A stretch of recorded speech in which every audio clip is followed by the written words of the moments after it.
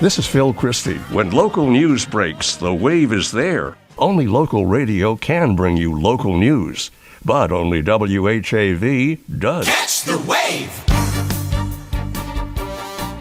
The most trusted man in America, news anchor Walter Cronkite, once said, "It is absolutely essential in a democracy to have competition in the media, a lot of competition."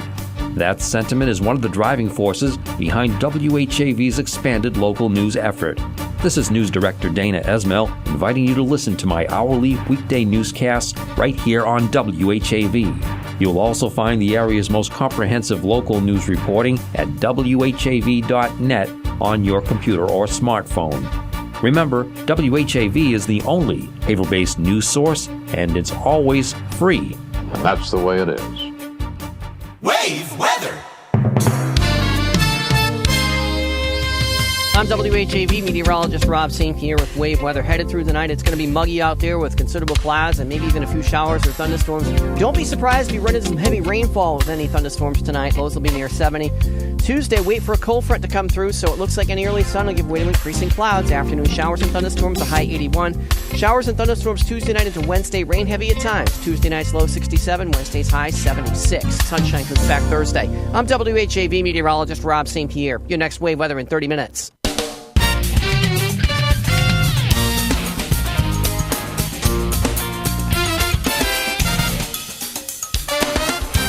WHAV Open Mic.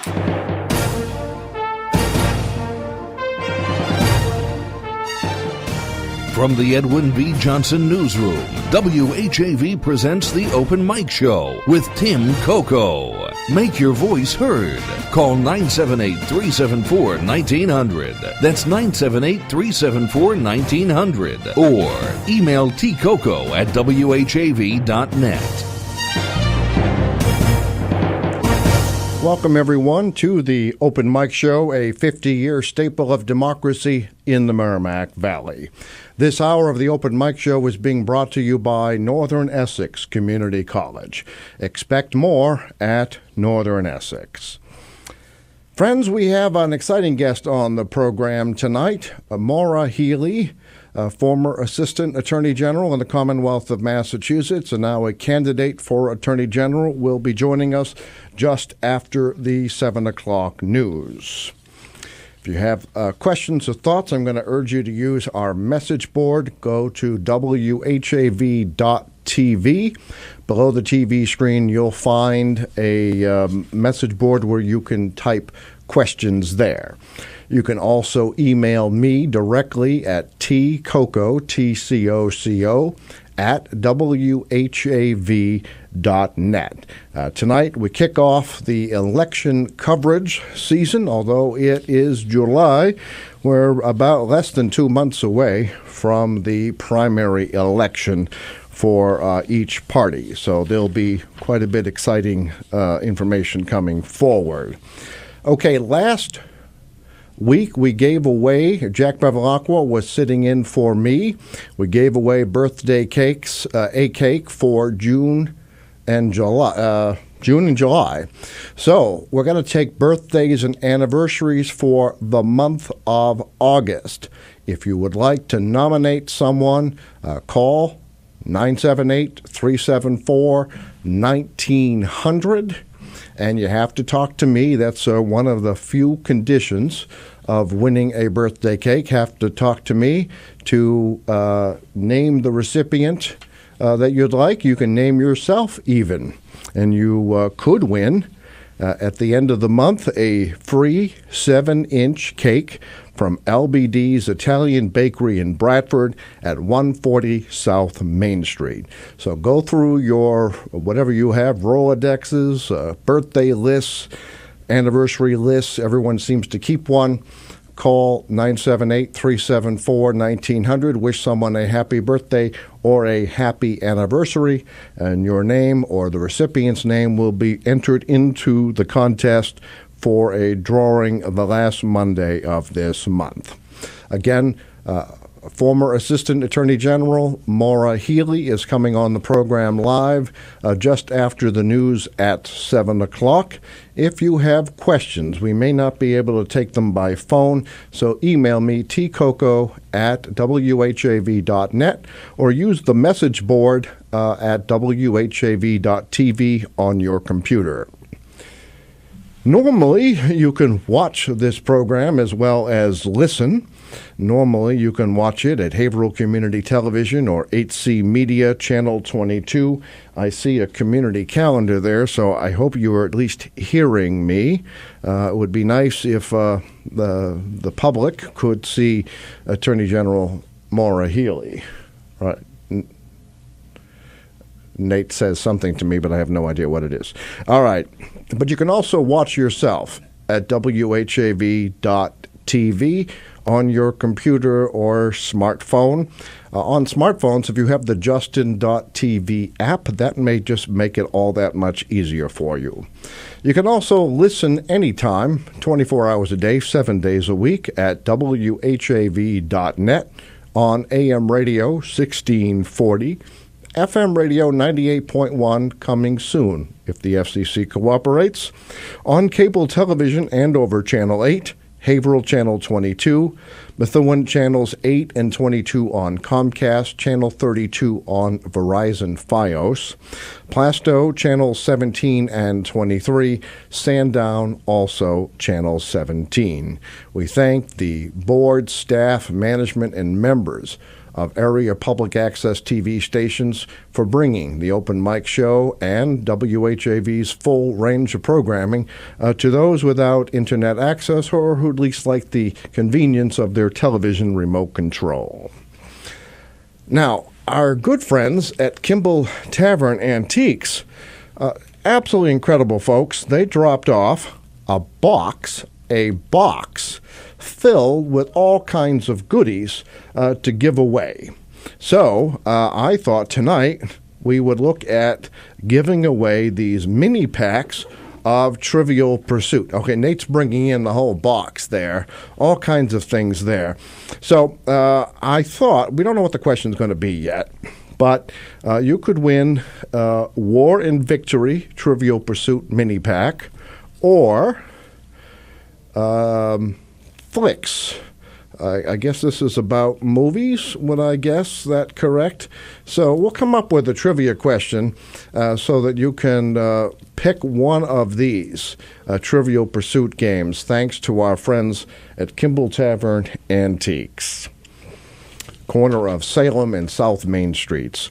Also, for the first person who asks, no trivia involved, just call and be the first to request it, giving away one free admission to the John Greenleaf Whittier birthplace at 305 Whittier Road in Haverhill. This is a great prize, free admission, depending on who's going, a teen or adult, as much as $5 off your savings. As a matter of fact, absolutely free if you present that to the John Greenleaf Whittier birthplace, built in 1688 by Thomas Whittier, lived in by famous poet and abolitionist John Greenleaf Whittier from 1807 to 1836. So look at all these prizes: birthday or anniversary cakes, Trivial Pursuit thanks to our friends at Kimball Tavern Antiques, free admission thanks to John Greenleaf Whittier birthplace. All kinds of prizes. This is the program to tune to. Only restriction on prizes, other than having to call me, is that if you've won something within the last 30 days, you will have to hold on until the 30-day period is up before seeking something else. Okay, we have a call already. Well, let's go right to the phones. You are on the Open Mic Show. Good evening. Good evening, Tim. Hi, Jerry. How are you? So nice to hear you.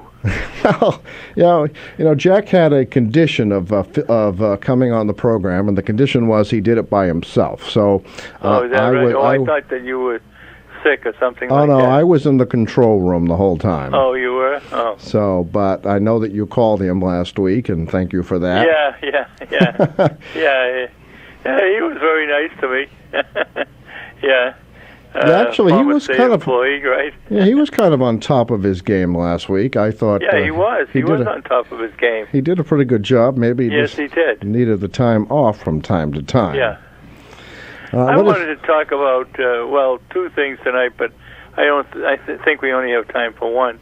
We had a serious situation in the industrial park in what do they call it, Ballard Street or Ballard Ave in South Florence there. Okay. Yeah, it was This was a hazardous material situation. Yeah, hazardous material, and it was at a finishing plant. They call them finishing plants, but basically, I think more. There wasn't much detail on it, although four firemen had to go to the hospital, and you hope and pray that they didn't have any damage to their lungs, anything like that. Because No, very serious. You're right. I hope not. yeah, the material was nitric acid. I know that. And it seems to me like these finishing companies, that's kind of a masked word for plating companies, Well, that's what I was thinking, but I'm glad you told me for sure. Yeah. Where they set up a treatment system for anodizing and plating, say, silver onto copper and things like that, Right. And they use a lot of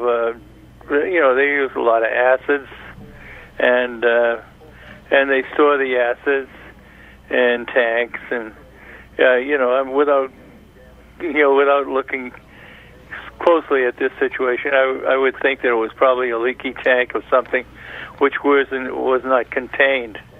As a result, the chemicals, for example, certain chemicals, even swimming pools, swimming pool chemicals, you can't add to an alkali and a an alkali and an acid together, because you get an explosion.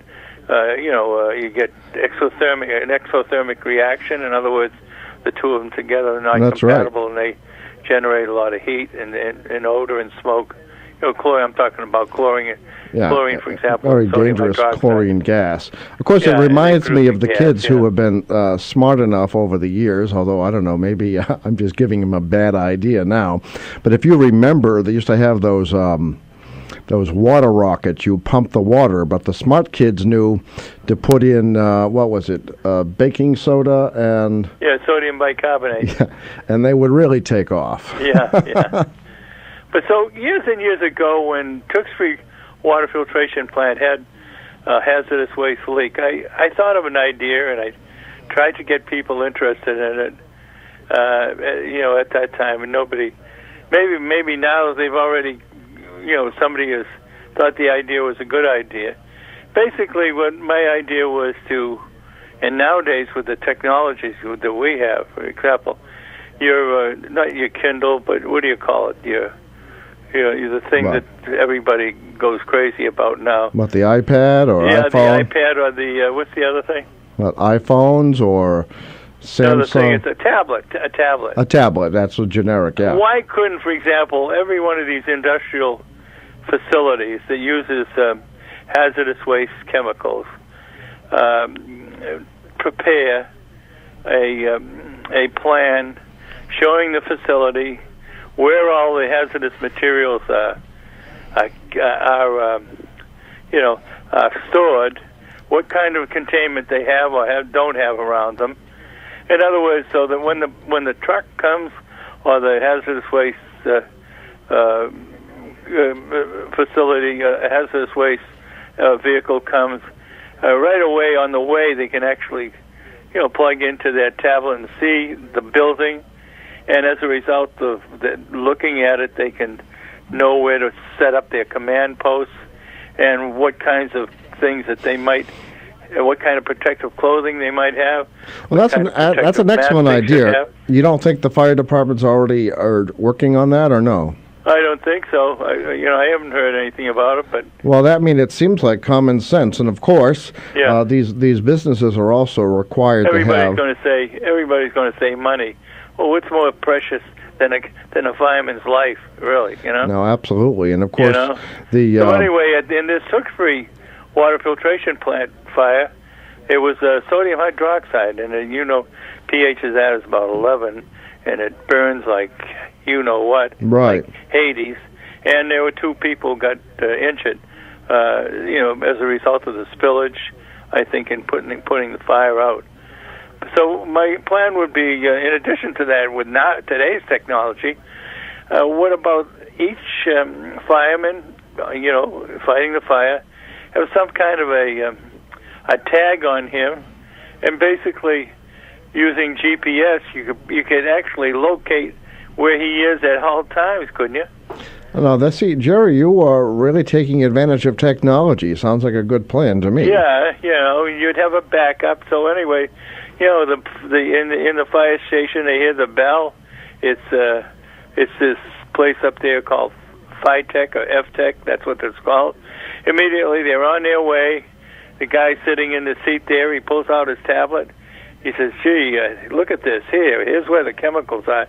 Here's where the cyanide, and that's what they use in plating, a lot of cyanide, Right. a lot of nitric acid, a lot of heavy metals. Well, Jerry, as always, you make really good sense, and I suppose you could take it one step further. Each one of these businesses is supposed to, and we hope they're following the law, have material safety data sheets on all of those products. And if those could also be accessed by iPads, so the fire department knows exactly, okay, we don't want to put water on that because that will be a problem. Suppose they were treating radioactive waste or something like that, Right. or they're making radioactive isotopes like iodine and things like that, They're using the medical field for thyroid investigations. You don't know what unless they really have familiarized themselves with the plant itself and where these chemicals are kept. They got 2 strikes against them right away in the beginning. All right, folks, this is WHAV's environmental consultant, Jerry, a former, how should we call you, a bigwig at the Department of Environmental Protection. Actually, you got a compliment today. You don't know it, but you got a compliment today on a matter that you and I discussed some time ago regarding possibility of ash blowing around from a local incinerator. Yes. And apparently you made a call to your friends at DEP, and they made I made an awful lot of calls, and the last time I called, I wasn't too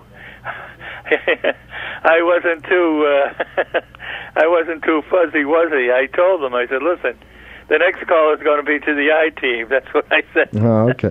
Well, as it turns out, we seem to be at least moving toward resolution on that matter. I guess DEP told Haverhill City Hall that there was some activity there, and they are looking at some solutions. Oh, good. So Jerry, gets things done, folks. Yeah, there was 2 things at Covanta. Number one, there was, it looked to me like they were starting to exceed the slope requirements of the regulations. Number 2, there are actually 3 things. Number 2, they had leachate breakout at the base. You can't see it now with all the foliage. But if you know anything about leachate breakout, and I've been involved in the Charles George landfill case up in Tingsboro, you know what it looks like and where, what it does. And then thirdly, there was some pretty good indication that on occasion when the density of the air was colder and you create that what's called an inversion, that certain types of materials from the burning operation were ending up on people's homes on the east side of the Merrimack River. All right. Well, so so our listeners know, Jerry gets results. Yeah, well, took me an awful long time. Well, we certainly appreciate the effort because I brought it to your attention and you jumped right on it. The really has bothered me most, though, Tim, is we've never been able to get the Haverhill Rod and Gun Club to talk about lead, to answer any questions about, the problems with shooting into the wetlands. No, it's still on the list. I know it. Eventually, maybe the way around that is to find a board member who is also a member of something else that needs to be on the news, and see if we could do a twofer. But anyway, Jerry, I don't know if you want to hold. We just have to take a brief break. Yeah, there was one other thing that's kind of important, and it's election time, and I think that maybe we might be able to get one of these candidates to do something about it. And it's kind of important to the whole Merrimack Valley. It's about water resources. Okay. You want to? I'll wait. You want to talk some more about that, and then I'll ask you a question. So why don't you just hang on the phone? Okay. Not literally. And then we'll be right back with Jerry. I know a few politicians would like me to be hanging on the phone line. Well, that's true. So hold on.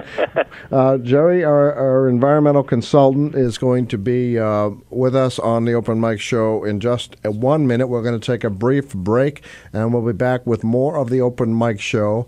And coming up after 7, again, former Assistant Attorney General Maura Healey, candidate for Attorney General, will be on the program live. We'll be right back. Open Mic! Tim Coco and the Open Mic will be right back. Get in on the action. Call 978-374-1900 or email tcoco@whav.net. If you are enjoying this program, please consider making a donation right now. Your donations to not-for-profit WHAV help keep these vital community services on the air. Donate online at www.whav.net. Phil Christie here. Did you know you can hear comedy and drama every night? Listen to these remastered classics at 10 p.m. and 1 a.m. Only local radio can bring you this combination of music, news, and features. But only WHAV does. Catch the wave! Here, don't forget your free ticket to the biggest theater in the world. Your seat is reserved for Modern Theater of the Mind every Tuesday night. WHAV presents Radio Theater Project, a new anthology series of comedies, dramas, mysteries, and science fiction. Tune in every Tuesday night at 10 p.m. or the encore performance at 1 a.m. Remember, only local radio can bring you this feature opportunity, but only WHAV does. Expect more from Northern Essex. With campuses in Haverhill and Lawrence, Northern Essex Community College is the only state college located in the Lower Merrimack Valley region of Massachusetts. Northern Essex offers over 70 associate degree and certificate programs in the areas of health, business, computers and technology, criminal justice, liberal arts, and more. NECC also provides hundreds of non-credit courses designed for career growth and personal enrichment. For more information, visit necc.mass.edu. Expect more from Northern Essex.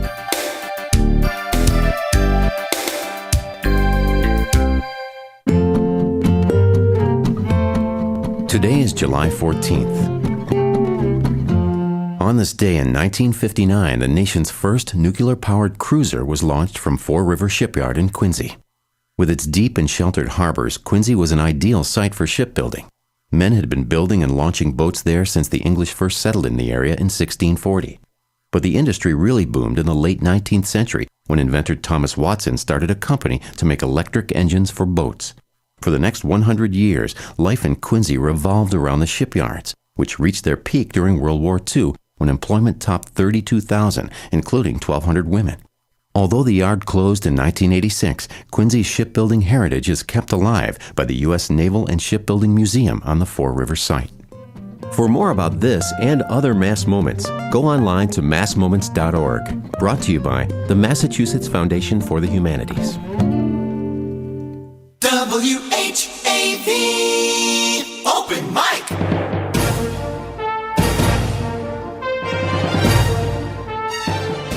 From the Edwin V. Johnson Newsroom, WHAV presents The Open Mic Show with Tim Coco. Make your voice heard. Call 978-374-1900. That's 978-374-1900. Or email tcoco@whav.net. And welcome back to the Open Mic Show. I'm Tim Coco. Again, coming up just after the news at 7 o'clock, former Assistant Attorney General Maura Healey, candidate for Attorney General. Right now, however, we have Jerry, WHAV's environmental consultant, on the line. Jerry, what else was on your mind? Well, basically, I was looking through some documents today, yesterday actually, looking at water rates, comparing water rates. Basically, one of the counselors wanted some information on water rates, not only in Merrimack Valley, but in general. In other words, how do you compare Methuen with other communities? And what you do is you look at other communities with the same kind of same population, for one thing. The same type of a community. Like, for example, Beverly, I would say Beverly and Methuen pretty close, to what you'd be looking at. So you choose communities like that, and then you call them on the phone and get what the water rates. But in doing so, I came across the document, which is kind of interesting, and it's interesting to every community on the Merrimack River who uses the Merrimack as a surface water supply, so a raw water source. And more, you're going to be finding that Haverhill is interested in withdrawing water already, right down from the New Hampshire border down. There's Lowell, Tewksbury, Andover, North Andover's got authority to withdraw, Lawrence, Methuen, all these communities. And, as I said, that basically a number of years ago I thought I had my champion in former Mayor Mancy. He was going to form a committee to investigate it. In other words, you have to have a regional plan here, Tim, because the state of New Hampshire, even through the even through the situations when was it 2006 or 2008 when we had a serious drought? I know what you mean. I'm not sure that I remember which year, but I do know that you were concerned, and I don't think the issue's been resolved, that in order to keep their recreation activities going in Winnipesaukee, they would not. The Corps of Engineers has two large reservoirs up there, and they've been very cooperative. But the state of New Hampshire would not release any water from Winnipesaukee. And we tried through the New England Governors Council. Had never been able to get the state of New Hampshire to the table to talk about water resources and how we should manage and what's called riparian ownership. In other words, releasing of water and things like that. We've never been able. We have a very, very good water resource commission here in Massachusetts, but they only have jurisdiction in Massachusetts, and we can adopt all the policies and herald, and we can herald conservation. The average per capita volume used to be 120, then it was dropped to 110, and now Water Resource Commission wants all the communities to average 90.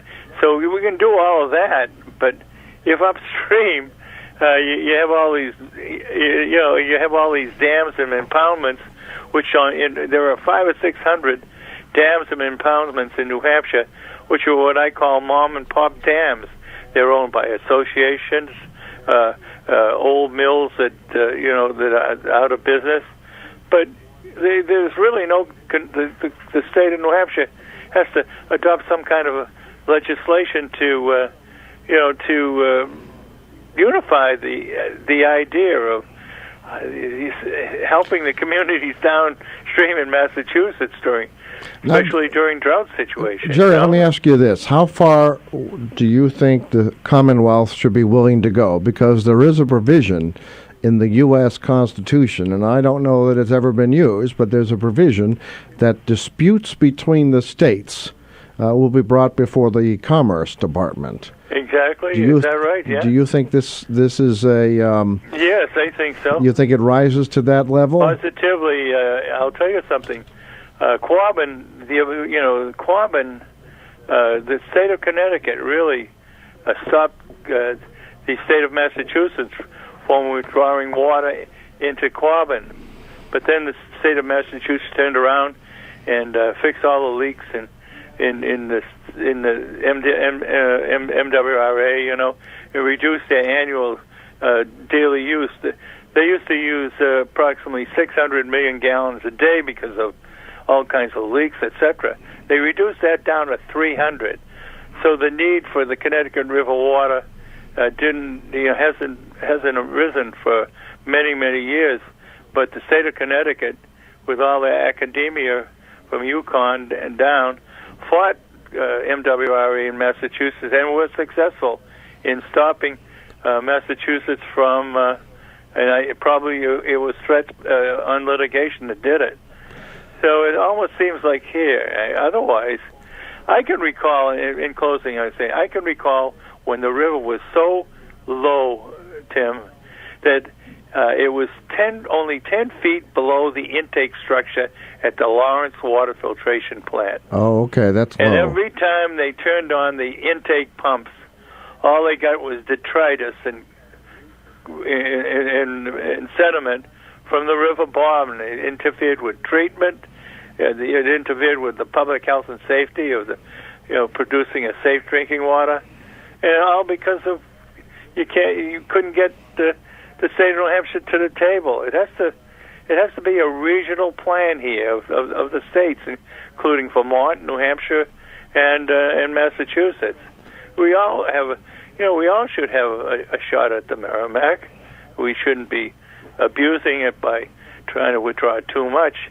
And when I read this paper, Tim, honest to God, these communities in New Hampshire have some healthy ideas as to additional supply that they want. But for commerce, really. All right, thank you. It's an interesting point, and I do believe, I may be wrong, but I think you were talking about this perhaps, that the state of Connecticut had very big reservations about the construction of the Quabbin Reservoir. Yes, they did. And you never build it now. No, and so that there was obviously while we were filling the reservoir, we were doing some damage downstream. Yeah. So they used the North River. They diverted the North River. Can you imagine? Can you imagine building something like Quabbin today? No, it would never happen. And to take 4 towns off the map. 25 square miles of surface. I don't know what the size of the watershed must be. The Merrimack River watershed is about 500 square miles. It would it catches a lot of water, starting up at the what is it called, the Pemigewasset. Yeah, it's an Indian name. Yeah, I'm not going to try to say it. Pemigewasset up in there in Vermont. That sounds pretty close. Yeah. And then we have the in New Hampshire, what is it? The Pennacook. Okay. That's the headwaters. That's right. And then they flow into Quabbin, which then flows into the Merrimack. The tough thing, Tim, is that the state of New Hampshire depends on tourism, and to have a dry Winnipesaukee doesn't help tourism. No, I understand what you're saying. We have to go to news, Jerry, and then our guests will be on. I want to hear this. I want to hear this candidate. All right. Well, thank you very much, Jerry, WHAV's environmental consultant. As always, very informative. Thank you. All right. We're going to go to national news, local news with WHAV's own news director, Dana Esmel, and then Nate Webster's NASCAR race recap, local weather. It all takes just a few minutes. And then candidate for Attorney General Maura Healey will be on the program. We'll be right back. Open mic! Tim Coco and the Open Mic will be right back. Get in on the action. Call 978-374-1900 or email tcoco@whav.net. If you are enjoying this program, please consider making a donation right now. Your donations to not-for-profit WHAV help keep these vital community services on the air. Donate online at www.whav.net. It's 7:03. WHAV Merrimack Valley. WHAV is a not-for-profit service of Public Media of New England, Incorporated. It's heard on 1640 AM, the web, at whav.net, and participating cable television stations.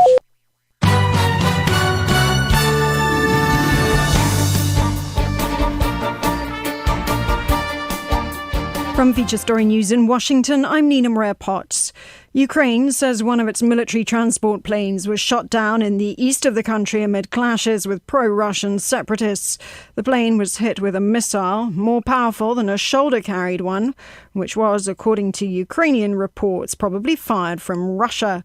NATO has also reported a Russian troop build-up near the Ukrainian border. The White House has expressed its ongoing concern. There's still a lot of violence there. There's still indications that the Russians haven't taken the necessary steps to close off the border, that there are still heavy weapons and material that's being provided from the Russian side over to pro-Russian separatists on the Ukrainian side. There continue to be concerns about whether or not President Putin is actually using the influence he has with those pro-Russian separatists to encourage them to abide by a ceasefire agreement. Israel's military said on Monday that it had shot down a drone along its southern coastline. The drone reportedly came from Gaza and was shot down by a Patriot surface-to-air missile. The military wing of the Palestinian militant group Hamas has claimed it sent homemade drones over Israel. Israel has yet to comment. The wrecked cruise ship Costa Concordia successfully floated about 30 meters on Monday as salvage workers slowly raise it above the water. The salvage team says the riskiest moment is over, as they had feared the boat could split apart when it floated away from its underwater platform. The refloating is expected to take 6 or 7 days, as Elena Casas reports from Rome. The Costa Concordia's weed-covered hull slowly emerged from the sea on Monday as salvage teams pumped compressed air into tanks tied to its sides. It rose about a metre off its underwater platform and floated free, to the relief of workers who feared the rusty wreck could break apart. The ship contains hundreds of gallons of oil that would cause an environmental disaster if they leaked into the pristine marine reserve around the island of Giglio. The wreck was then tugged 30 metres away from the coast. This is just the first step in a refloating operation that's expected to take 6 or 7 days and cost €1.5 million before the liner can be towed back to its home port of Genoa for scrap. Elena Casas, Rome. The Church of England's ruling General Synod has voted to allow women to become bishops for the first time in its history. A previous attempt to pass the measure was voted down in 2012. The Archbishop of Canterbury, Justin Welby, had said the exclusion of women from the Church's senior posts was incomprehensible to the general public. From bureaus worldwide, this is FSN. Here's what's happening in local news. If all goes as planned, Haverhill's Harbor Place will achieve what the 1960s and 70s urban renewal program could not. The proposed $68 million project will result in the demolition of Woolworths and Pentucket Bank, among other buildings. The Merrimack Street Urban Renewal Project intentionally spared Woolworths, Pentucket Bank, Haverhill Savings Bank, now TD Bank, and Haverhill National Bank, now Bank of America. Everything else between Wall Street on the south and Welcome Street on the north would have come down. Woolworths was spared because it was then a relatively new building, only 20 years old. Pentucket Bank reluctantly moved to the 35 Merrimack Street building in 1960, only after the city took its land in Washington Square for parking. Pentucket Bank will demolish its old building after it moves administrative offices into Harbor Place. Maura Healey, candidate for Massachusetts Attorney General, appears live on the Open Mic Show with Tim Coco Monday night. Healey's appearance kicks off WHAV's 2014 election coverage. All candidates have an opportunity to appear on the program. It may be heard online at WHAV.net and seen at WHAV.tv and HC Media Channel 22. Haverhill Mayor James J. Fiorentini and other local officials congratulated the city's 10 newest police officers. The mayor was joined Friday by Representative Brian S. Dempsey, who provided additional state funding of $2.4 million to help the city cover some of the Old Hale Hospital debt. According to a press release, the mayor has directed some of the revenue to hire new police officers in order to maintain a healthy level of police presence in the city. Also on hand Friday were Haverhill Police Chief Alan R. DeNaro and Haverhill City Councilor Melinda Barrett.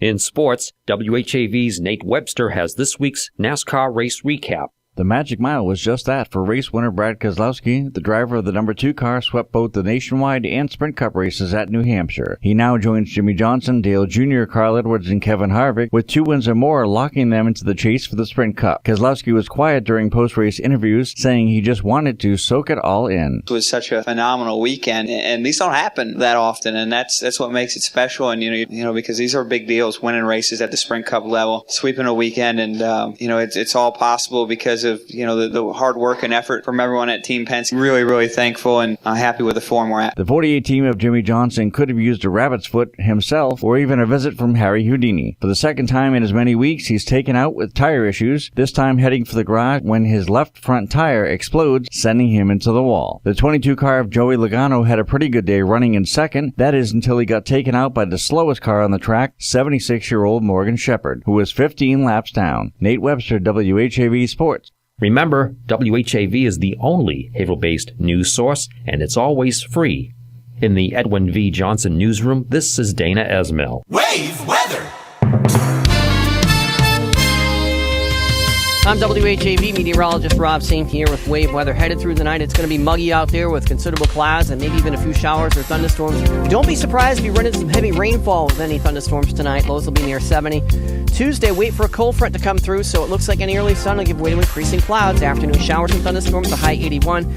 Showers and thunderstorms Tuesday night into Wednesday, rain heavy at times. Tuesday night's low 67, Wednesday's high 76. Sunshine comes back Thursday. I'm WHAV meteorologist Rob St. Pierre. Your next wave weather in 30 minutes. Try listening to WHAV in your car or anywhere on your mobile phone. For fast access, visit WHAV.net.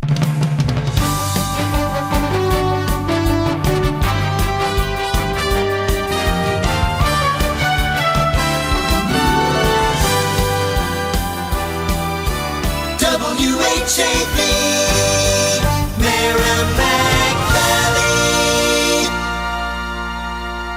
Open mic.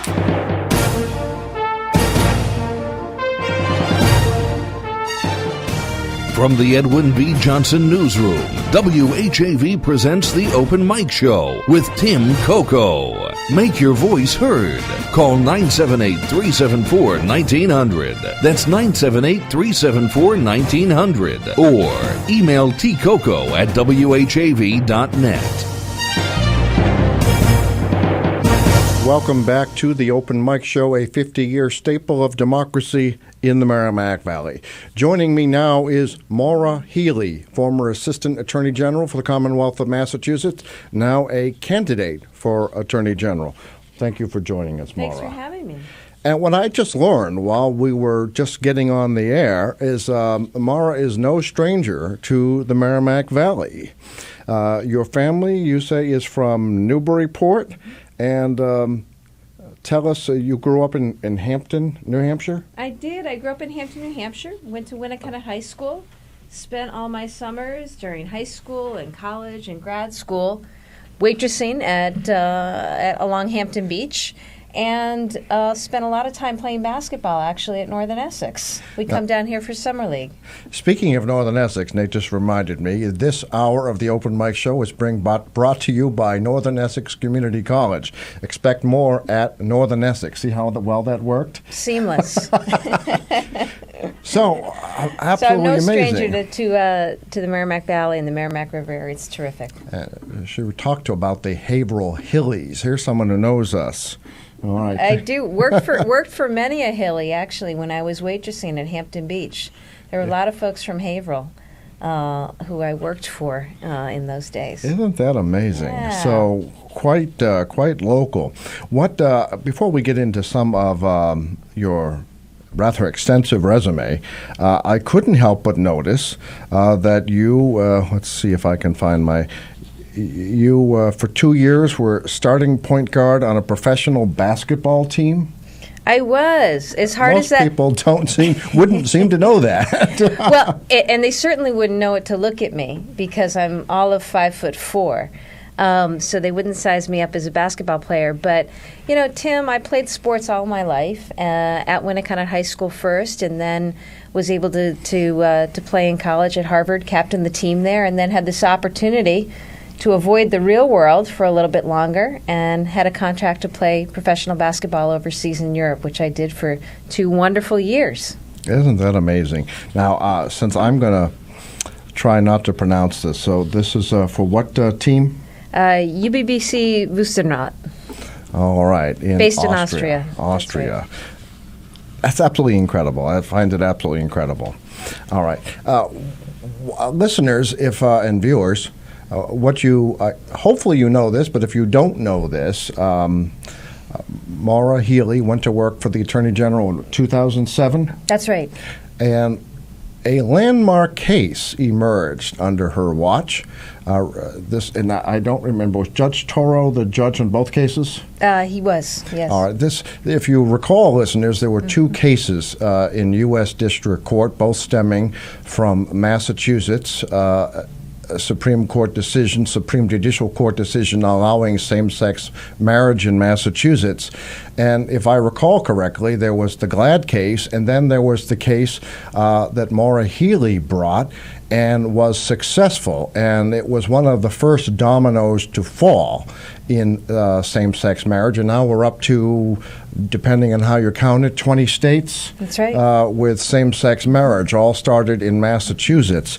And Maura's case, and you can help me with this, you raised awareness of a very mean-spirited part, not that the entire Defense of Marriage Act isn't mean-spirited, but a particularly mean-spirited part, and I believe this is one of the parts of your case, involved the federal government refusing to pay if a veteran had a same-sex spouse buried. Yeah, that's right. A little bit of backdrop to this. In 1996, Congress passed a law called the Defense of Marriage Act that basically said if we see gay marriage, the federal government is never going to recognize that as marriage. And what that meant here in Massachusetts is that once people started getting married, gay couples started getting married, they didn't have access to Social Security, they didn't have access to Medicaid or Medicare in the same way as other married couples. And if they were a veteran and they wanted their spouse to be buried with them in a veteran cemetery, federal government said no. And that actually happened here in Massachusetts. There was a couple, Daryl and Tom Hopkins, who wanted to be buried and weren't going to be able to because of this discriminatory law. And so we put that case together and took it on. Tim, it was 5 years ago last week, if you can believe it, that we filed that case, and 4 years ago last week that we won.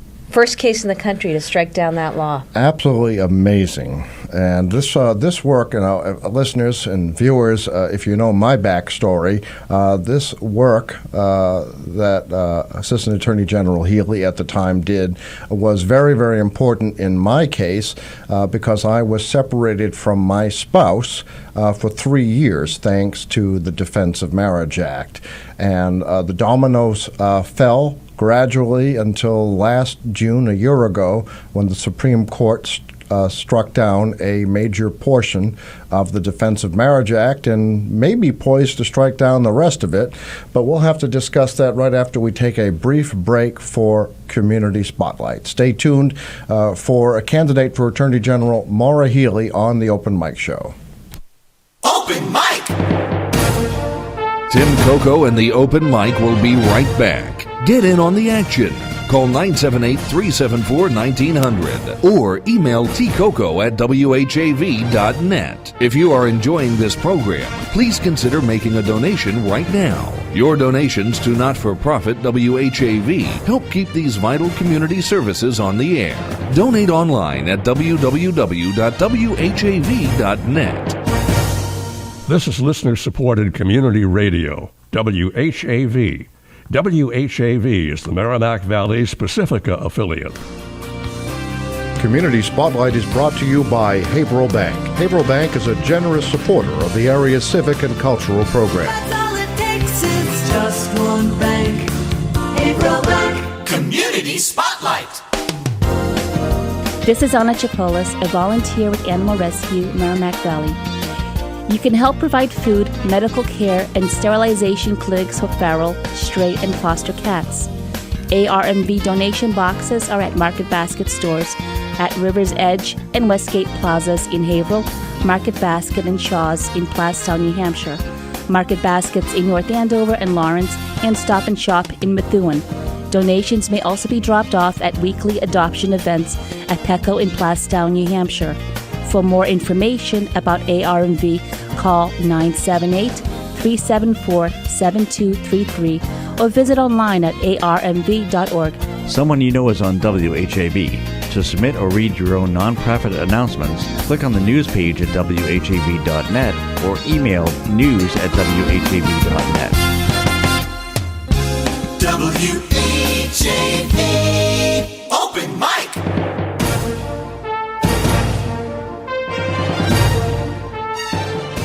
From the Edwin B. Johnson Newsroom, WHAV presents the Open Mic Show with Tim Coco. Make your voice heard.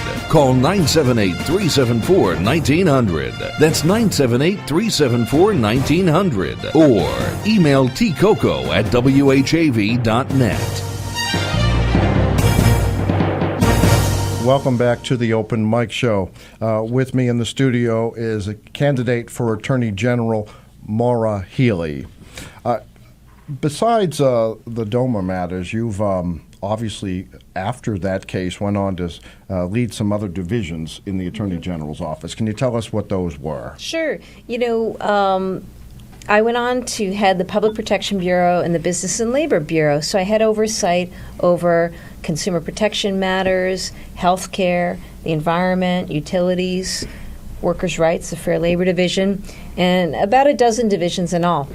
I oversaw about half of the office, half of the attorneys and staff in the 500-person office that is the Attorney General's office. There are that many people there? Yes, there are. I had no idea. Yeah, the largest office is in Boston, but we have other offices in New Bedford and Worcester and Springfield because we really want to be and are a statewide office that is there to serve the people of Massachusetts. And since Western Massachusetts often thinks the east side of the state is ignoring them, I guess you've proven them wrong.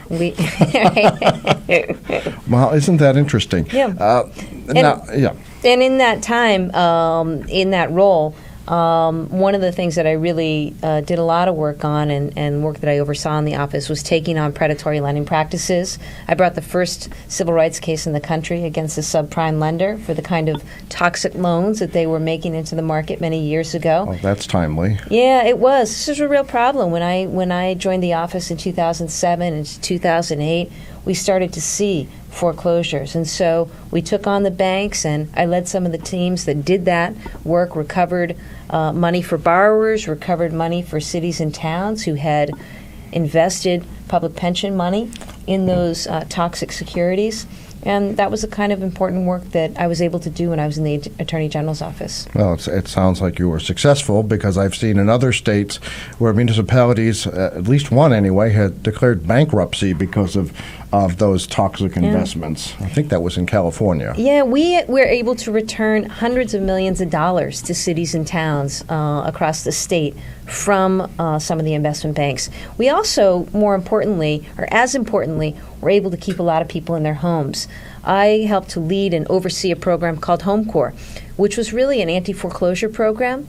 What we did is we took settlement funds and we used those funds to bring on folks who could work with borrowers who were behind on their loans and banks to renegotiate and get them loan modifications. And that ended up keeping thousands of people, thousands of homeowners away from foreclosure. And that's been really important, I think, not only to the homeowners, but to the stability of our communities, including communities like Haverhill. No, absolutely, because, the Merrimack Valley, it's certainly stronger than it's ever been, but when a recession hits the Merrimack Valley, it is devastating. And I think Haverhill has performed better than other cities in that regard. But nevertheless, these are the communities that are very labor-oriented. They're the ones who build the things and take care of the rest of us. And losing homes, we had a situation in Haverhill where there were, but luckily not many, homes that became abandoned, but not the kinds of problems that we hear about with Detroit and other places. So it sounds like that was a pretty successful offering.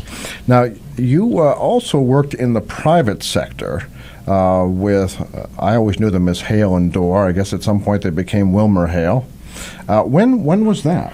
Well, I did that after law school. When I returned from playing basketball, I went to Northeastern for law school and then began work at a private firm in Boston as a litigator, and did that for about 8 years prior to joining the Attorney General's office. I'll tell you. You seem too friendly to be a litigator.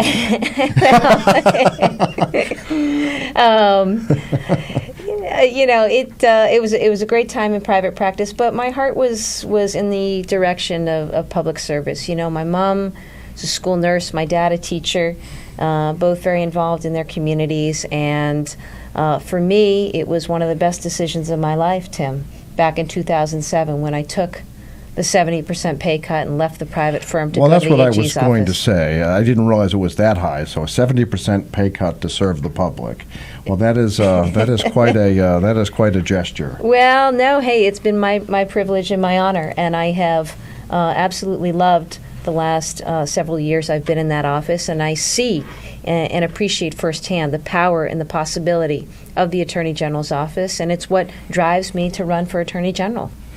And you were also a Middlesex County prosecutor. I'm assuming that's a assistant district attorney? That's right. I was a special assistant district attorney in Middlesex County, prosecuting criminal cases for a short period of time prior to joining the Attorney General's office. Okay. Now, we've had a couple of Supreme Court rulings recently, and I'm curious, and I think our listeners would be curious, as how they might be interpreted in Massachusetts. Obviously, the major one was specific to Massachusetts, and that is the 35-foot buffer zones around pregnancy clinics and the like, Planned Parenthood, maybe others.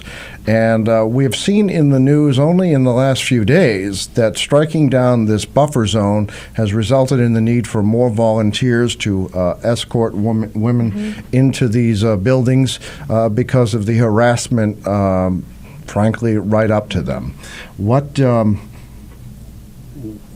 is your thought, and is there a way to craft another law that would meet the Supreme Court's new criteria? Well, I got to tell you, Tim, having worked on the buffer zone law, having trained law enforcement on that law, having worked with clinics on that law, I was really disappointed by the Supreme Court's decision. I was actually down there at the Supreme Court argument for that case, and I was back in January is when the case was argued, and my impression was that the justices really didn't have a good handle on how relatively short the distance is of the buffer zone. So I was sad to see them strike down the law and disappointed, because this is fundamentally about women's access to health care. That's what this is about. And what we've seen in Massachusetts is that before we had this law in place, women were harassed, they were threatened, they were intimidated and surrounded by people as they were walking into and out of the clinic. And that interferes with their right to health care and their right to access, in particular, reproductive health care. The good news, I think, is that there is a way forward, and I know as Attorney General I will be committed to ensuring that women have access to reproductive health care. Just shortly after that Supreme Court decision came out, I wrote a letter to the legislature with my ideas about how we could go back and fix it and retool.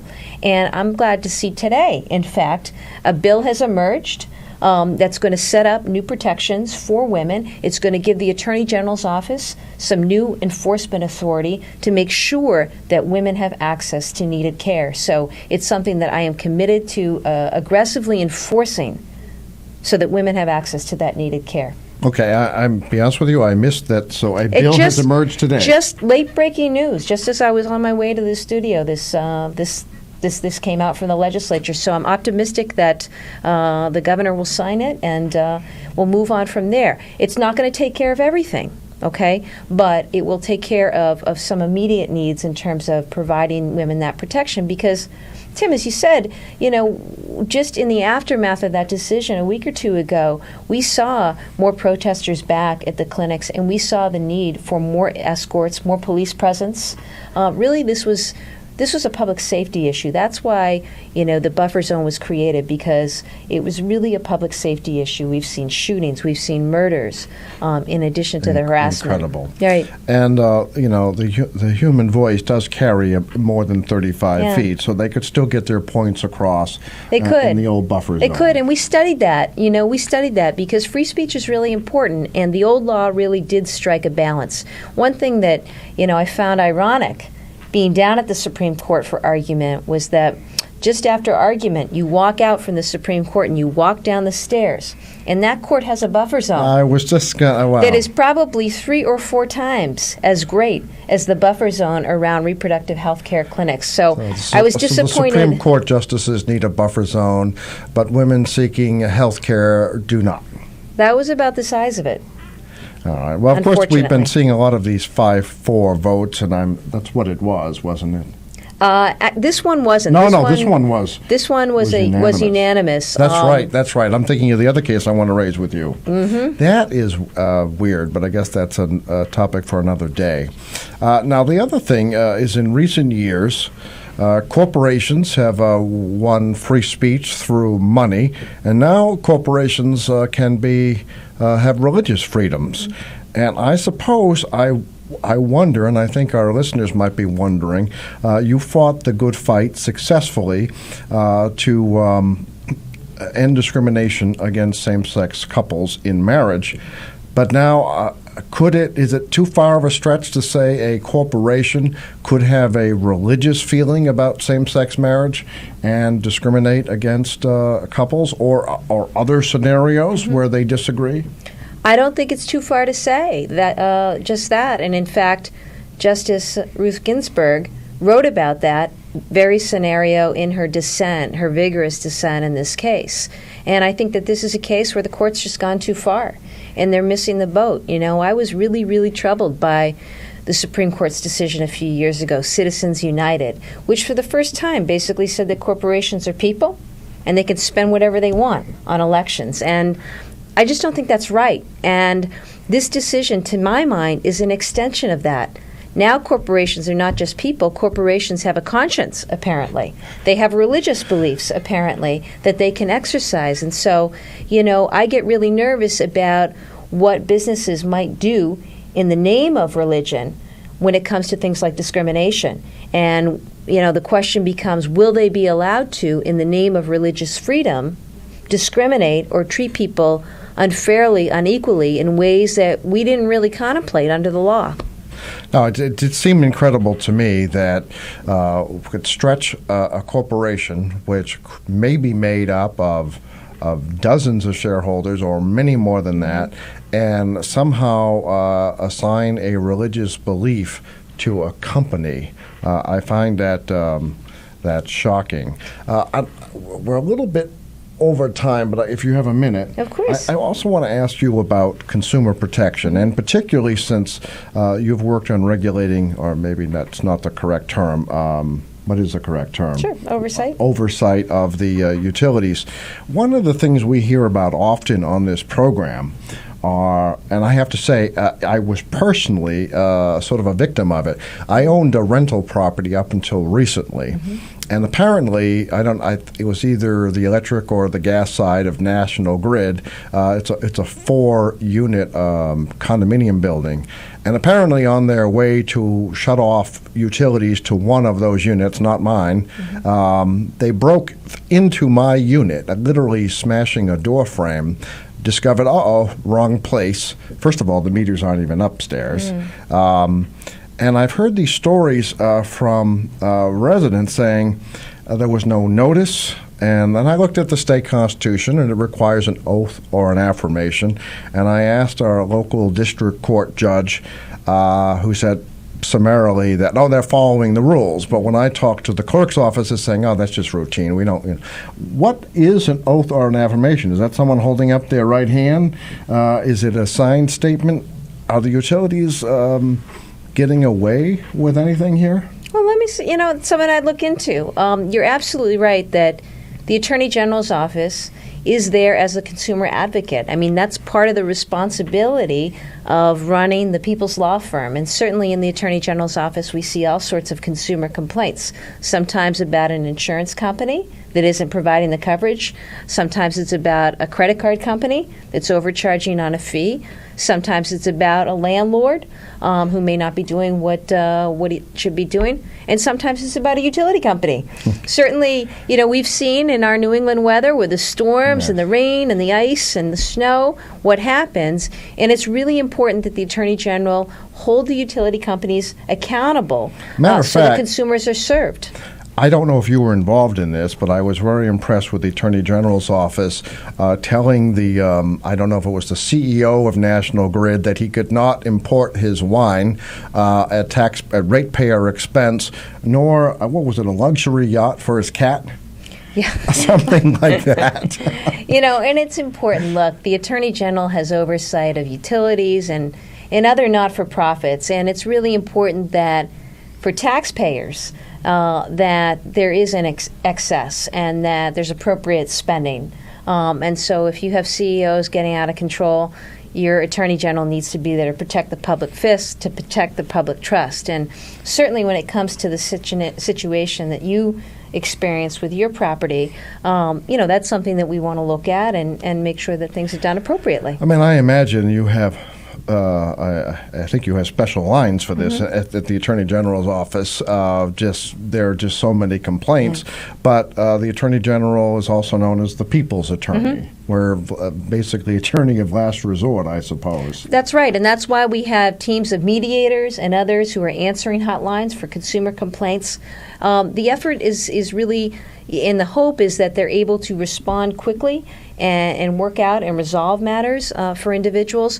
When we see certain patterns and practices but that may signal that we need to take enforcement action and sue a particular entity. I mean, that's how, it was that years ago I came to sue that mortgage broker for unfair lending practices. We received a lot of complaints about that mortgage lending broker. And that shapes also enforcement actions. But look, your Attorney General's office needs to be there to do the big cases and to do the small cases and to do them well. And at the end of the day, serve the people here in Massachusetts. One of just a compare and contrast, and I'm not trying to put you on the spot, but before Attorney General Coakley, we found the Attorney General Riley at the time had very, very different views on same-sex marriage, for example. So is there, and maybe this helps define your candidacy, is there a certain activism or activist role the Attorney General's office should be taking to protect the people who otherwise wouldn't be protected? I think it's so important that the Attorney General is there to be a voice for those who are vulnerable, people with disabilities, the elderly, children. I've called Tim for the creation of a new Child and Youth Protection Division because I think we could do a better job delivering care and services to children in the state.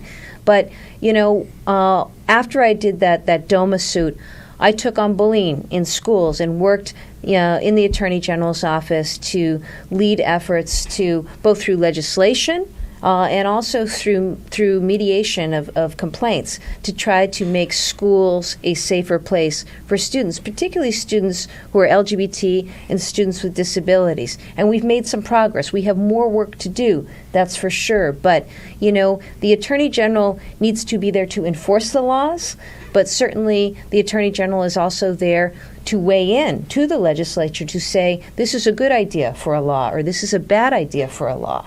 And that's what I'm prepared to do as Attorney General. That's what I've been doing the last 7 years, and that's what I look forward to doing as hopefully the next Attorney General. Well, thank you very much for joining us on the program this evening. I imagine we'll keep in touch during the election season. But again, a personal note, listeners and viewers, I had a particularly personal interest in the DOMA case, and I am proud of the work that you provided and successfully. And I'm afraid to say that I don't think former Attorney General Riley would have done it. So I'm pleased that the team was in place. Well, these are about values. And to me, equity, fairness, equality under the law, these are core part of who I am and who I will be as Attorney General. So we'll continue to fight those fights. Well, thank you very much for your time. Oh, thank you, Tim. Thank you. And I will not play basketball because I would just embarrass myself, no doubt. All right, we have to take a break for local weather. We'll be back with more of the Open Mic Show after this. Open Mic! Tim Coco and the Open Mic will be right back. Get in on the action. Call 978-374-1900 or email tcoco@whav.net. If you are enjoying this program, please consider making a donation right now. Your donations to not-for-profit WHAV help keep these vital community services on the air. Donate online at www.whav.net. It's 7:39. Phil Christie here. Are you listening to WHAV on cable television? If so, join WHAV in thanking the board, staff, and members of your local public access channel. Catch the wave! This is Tom Hartman inviting you to tune to the Tom Hartman program on WHAV every weekday beginning at 3. I'll be here 3 hours a day, 5 days a week, taking your calls live. We'll tackle critical issues that impact working people at home, on the job, and throughout society. The Tom Hartman program is your media support group for We the People. Again, please join me weekdays beginning at 3 right here on WHAV. Remember, only local radio can bring you this progressive talk opportunity, but only WHAV does. Wave weather! I'm WHAV meteorologist Rob St. Pierre with Wave Weather. Headed through the night, it's going to be muggy out there with considerable clouds and maybe even a few showers or thunderstorms. Don't be surprised if you run into some heavy rainfall with any thunderstorms tonight. Lows will be near 70. Tuesday, wait for a cold front to come through, so it looks like any early sun will give way to increasing clouds. Afternoon showers and thunderstorms, a high 81. Showers and thunderstorms Tuesday night into Wednesday, rain heavy at times. Tuesday night's low 67, Wednesday's high 76. Sunshine comes back Thursday. I'm WHAV meteorologist Rob St. Pierre. Your next Wave Weather in 30 minutes. More of your soft gold favorites. Catch the wave, WHAV. Open mic.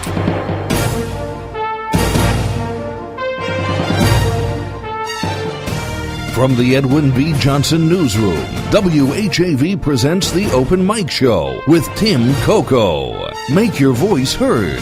Call 978-374-1900. That's 978-374-1900. Or email tcoco@whav.net. Welcome back to the Open Mic Show, a 50-year staple of democracy in the Merrimack Valley. This hour of the Open Mic Show is being brought to you by the Merrimack Valley Economic Development Council. Smart companies choose the Merrimack Valley. What a treat to have Maura Healey, candidate for Attorney General, Democratic candidate for Attorney General, on the program, kicking off WHAV's election coverage. Thank you very much. Just a reminder, we still have all kinds of prizes, so give me a call at 978-374-1900. Nominate someone for a birthday cake or an anniversary cake. We're taking August birthdays and anniversaries for this month. We're staying a month ahead. So we'll draw the winner. I think we have, how many in there now? Just one? Well, we have one in there. The odds are in your favor. So it's the 14th. We're, coming up fast at the end of the month. So call in, wish someone a happy birthday or a happy anniversary, including yourself. That's fine. And we'll put your name in the hat for a drawing. If you've won a prize in the last 30 days, we ask that you refrain from calling. You can certainly have someone else call with just one prize per listener every 30 days. And, of course, you can, you have to call me. You have to actually talk to me. We don't mind you talking to Nate, but you have to say it on the air. That's kind of just to make it a little bit harder for you to do that. All right. Now, if you have a question about or a comment about our last guest on the program, Maura Healey, former Assistant Attorney General, feel free to call 978-374-1900. You may also send me a message. Use the WHAV message board at whav.tv right under the photo screen. You can also email me at tcoco, T-C-O-C-O, at WHAV.net. Speaking of the message board, there's a story here, but I'll tell you, David Goudswood writes, Lucille Ball called. She's annoyed you cut up her dress to make a tie. All right, Nate, you want to zoom in on this tie because it's worse than you think. Here's the backstory. This is bizarre, and I think David Goudswood jinxed me on this. Literally today, I tore my shirt, and I had to run out to the store, because it was easier than going home and doing laundry, had to run out to the store to buy the shirt that I'm wearing. Well, of course, the tie that I was wearing before I tore the shirt didn't quite work with this shirt. One would argue that this tie here doesn't work with the shirt either. It's little whales. So, see, David Goudswood, you jinxed it. So this is the tie. Now, I'm still waiting for that piece of orange carpeting from the Haverhill School Department Administration Headquarters because David Goudswood said wearing that orange carpeting as a tie would be better than most of my selections. So there you are. But at least a nice new shirt, discounted price. It's impossible to buy clothing in downtown Haverhill. And it's amazing because there's no tax on clothing, but there are no stores here that sell. Now, in the old days, I'll admit, I might have gone to Building 19. David Goudswood will say, Tim picked out his wardrobe there. But there are very few. I think maybe Ruth's House sells some used clothing. But it's impossible to buy clothing in Haverhill. What's with that? Maybe that's a good segue into our next discussion, which I'll tease before we take a brief break for a movie review. Those of you who have been watching WHAV's new website, Comprehensive Local News at WHAV.net, includes everything. Local City Hall news, police reports, nostalgia, obituaries, sports with Nate Webster, all kinds of topics on the new WHAV website. And one that we thought was kind of fun that is running today is the headline on the story, if I have it in the right spot. The headline is, Harbor Place achieves what urban renewal could not. Harbor Place achieves what urban renewal could not. Now, if you grew up here or have some knowledge of history, much of downtown Haverhill was demolished by the wrecking ball during the urban renewal programs. The Pentucket Urban Renewal Program, which was the first one principally in the 1960s, tore down almost everything between the Merrimack River and then going north toward Haverhill City Hall. Almost everything came down during that. Now, when the wrecking ball moved to Merrimack Street, only 4 buildings were to be spared. And this would include everything from Wall Street to Welcome Street, the old Welcome Street. Everything was coming down except for 4 buildings, the Woolworth Building and 3 local bank buildings. So Woolworth Building, only 20 years old at the time the wrecking ball moved through downtown, was considered too good. How ironic is that? Too good to take down.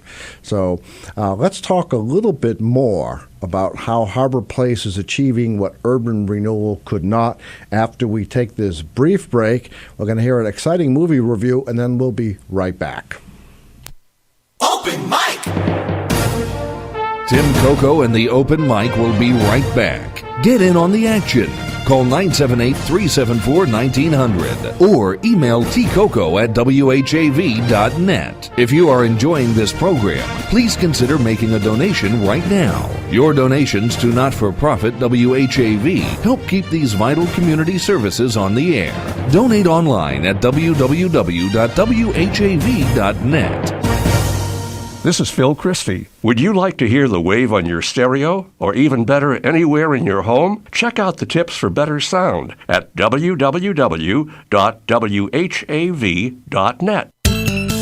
Smart companies choose the Merrimack Valley. They're attracted by the region's technology and innovation, housing and education, workforce, arts, culture, and recreation, and convenient location and easy access. Learn more and look at profiles of all 24 cities and towns at the Merrimack Valley Economic Development Council website at merrimackvalley.info. Catch the wave! On the next, Making Contact. You put a big black blob in the middle of Canada and you reach out a tentacle to every part of the coast. There's a giant octopus that's essentially wrapping its tentacles around North America. The Canadian tar sands is the largest industrial project on Earth, and the potential environmental consequences have brought together citizens from across borders to fight its rippling effects. First Nations are saying we understand there has to be economic development, but the way that the federal government is expanding the tar sands is just way out of control. On this edition, the first of a 2-part special on the growing resistance to the tar sands, Fighting Goliath, produced by Barbara Bernstein. Making Contact is heard every Wednesday night at 6:30. Remember, only local radio can bring you such compelling features, but only WHAV does. This is Take Two Movie Review. I'm Mike Friend. This week, when what if is the scariest scenario. Every now and then a movie comes along that proves how few bells and whistles are needed to make great cinema when the story is compelling and its execution well crafted. Such is the case with Ida, a film from Poland that's been successful on the festival circuit for the last year, finally earning U.S. release. Set in the early 60s, the character Ida is an 18-year-old raised in a convent who, before taking her vows, is sent by the Mother Superior to spend some time with her aunt and only living relative, Wanda. Ida finds out that she was actually born a Jew and that her parents had died during the war. Ida and Wanda embark on an ultimately successful mission to discover exactly what became of their relatives, but along the way discover more than they can handle about themselves. London-based but Polish-born director Paweł Pawłowski shot the movie in 4:3 black and white, with every frame a composition supporting the ambiance of communist-era Poland. The soundtrack is equally austere, consisting of basic dialogue, actual radio broadcasts, party-approved classical music, music and muffled Coltrane covers in a seedy bar where Ida begins a carnal exploration. Wanda is a character of tragic tumult, brought off wonderfully by veteran Polish TV actress Agata Koleswa. The Ida character is played by Agata Trzebukowski, incredibly in her first film acting gig after friends referred her to auditions at a local bar. If her language skills past her native Polish are anything like her acting skills, film world, watch out. Her facial expression, poise, and gait built around the sparsest of dialogue will have you bonding with her character and remembering Ida for a long time. This has been Take Two Movie Review. I'm Mike Friend. Catch up with us at Take2MovieReview.com and follow us on Facebook and Twitter at Take2_Review.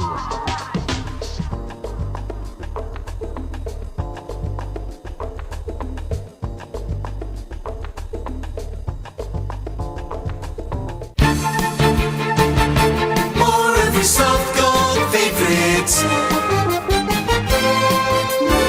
WHAV Open Mic.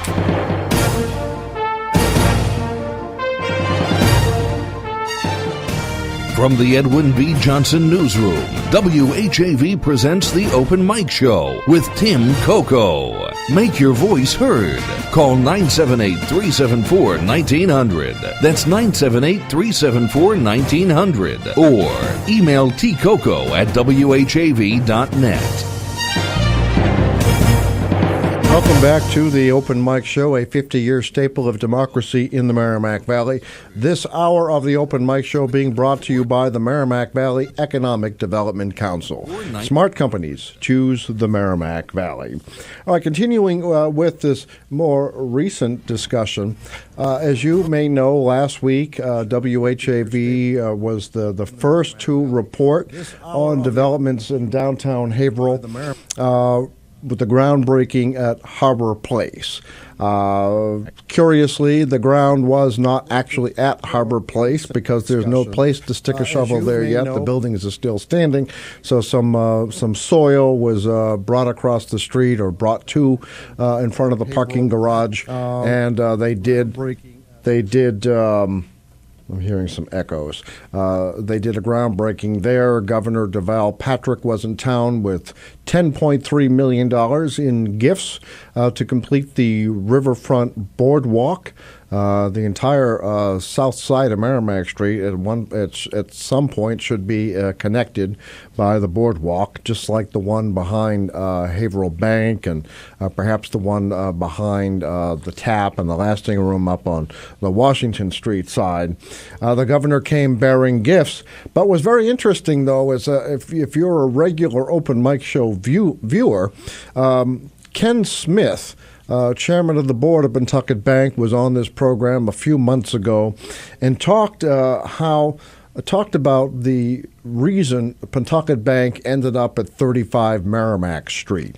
And he also told us about the tremendous titanic battle to put Pentucket Bank there after the city of Haverhill took a lot on Washington Square, where there's now parking right to the side of the Comfort Station and Post Office. The Pentucket Bank had purchased for the new Washington Square office a $75,000 vault, which in late 1950s dollars was quite expensive. They put quite a few dollars into tearing down a building in Washington Square, putting one, getting the lot ready when the city took it by eminent domain. Pentucket Bank reluctantly moved to an existing building at 35 Merrimack Street, refitted it, put that new $75,000 vault there, and then, lo and behold, Urban Renewal comes and says everything's got to go. And Ken Smith had a quote. Let's see if I can play this right from WHAV's website. But Ken Smith told us why the Pentucket Bank building at 35 Merrimack was spared. We had close to $1 million, and that's 1960 money, $1 million into that building. When the urban renewal and Merrimack Street came about, we just said, you think we had a fight over that parking lot? You're in for one hell of a fight if you take this $1 million building that we just got done done building. And that was Ken Smith on the Open Mic Show a few months ago. This full story is also at WHAV.net. When the urban renewal and Merrimack Street Urban came renewal about, couldn't we take just said, you Pentucket think we had a Bank, fight and in over fairness, that they parking decided lot? not to You're take in any one other hell of a banks. fight So if that's you take three this $1 million buildings: the Havel building that we National just Bank, got done now Bank of building. America, the Havel Savings Bank, long time known for a long time was known as Family Bank, now known as TD Bank. That bank survived, and in fairness, they decided what was the other one? Any other bank? Havel National, which was Bank of America, TD Bank, and Pentucket Bank. Now, so Urban Renewal went around those banks and intended, though, to take everything else on the street but Woolworths and the banks. Woolworths being a relatively new building at that time. All right, so Woolworths doing that. So actually, what? Just want to see why. Okay, well, I can't see it, but were they able to hear Ken Smith all right? I think so, but you get a caller. All right. So in any event, Harbor Place is going to take down the Woolworth building and a few other buildings on the street and replace it with a 5-story building. And Pentucket Bank's old building at 35 Merrimack Street will be vacated because Pentucket Bank is taking a floor at Harbor Place, and then that building will come down. So I found it rather ironic that, as our headline says, Harbor Place achieves what urban renewal could not. Photograph on the screen was provided by David Connolly, who does an absolutely great photograph of Merrimack Street at its height. You can see Hudson's and Scott Jewelers and Woolworths. What an active street compared to what we have now. All right, let's go to the phones. Got just a couple minutes left before news. You are on the air. You know, the ugly tie observation was just that, an observation. It wasn't actually a challenge to keep getting worse. Oh, well, yeah, you see, but until I get that piece of orange carpeting to wear, I have to keep trying to outdo myself. Oh, you're doing fine. You don't like the whales? They're charming. Yeah, so from a distance it looked like Lucille, I Love Lucy's dress. It looked like her little blue polka dot dress. Well, it was worse. I could have been in here with a torn shirt or worse, no shirt at all. Oh, yeah, that's how you impress the candidates. Yeah, so, all right. Listeners, I actually owe David Goudswood some time to discuss his new book. And, of course, I'm old now. It's Horrors of New England. Horror Guide to New England, Massachusetts. Horror. But that's not why I called. Oh, all right, because at some point, David Goudswood, just so listeners know, I took off, I think, the first Monday of the month, not counting the time that Jack took, but I took the first Monday off, and David was so sure that this was, in effect, my review of his book, which nothing could be further from the truth. Yes, yeah. They all say that until the second stomach virus. Okay. But I have a question for you, and it's based on something Ken Smith said when he was on the show. Do we have enough gain on David? All right. I have never been accused of being too soft. Thank you. All right, thank you. All right, so you have an observation of something Ken Smith said? Ken Smith mentioned that the building that's there now is not new. They just put a facade on the outside of an older building. Yeah, I found that fascinating. I didn't know that before he said it. Which means, once again, one of the few remaining original buildings downtown is going to get torn down for no reason necessary. Yeah, and as a matter of fact, Ken Smith told us that building, ironically, housed the foundation, the Greater Haverhill Foundation, which is spearheading the demolition across the street. Yeah, well, I'd like to... Anyway, why do we have to tear the building down? Why not just pop off the old facade, restore the exterior of the original building, and you've got at least something downtown that isn't all shiny and new? Well, interesting observation. I wonder how other listeners feel about that. But I did find it just ironic that Harbor Place is going to achieve what urban renewal could not. And I'm not saying necessarily that's a good thing. Well, It's going to be interesting for a number of reasons, of course. One is that is all recovered swampland along the river in that area. Yeah, now you take us back to a time, I take us back only as far as my memory, but you take us back to a time when that was, did you call it once a path? And that there was a house at the top of what is now, Emerson Street, that its lawn went all the way to the river. Is that right? Correct.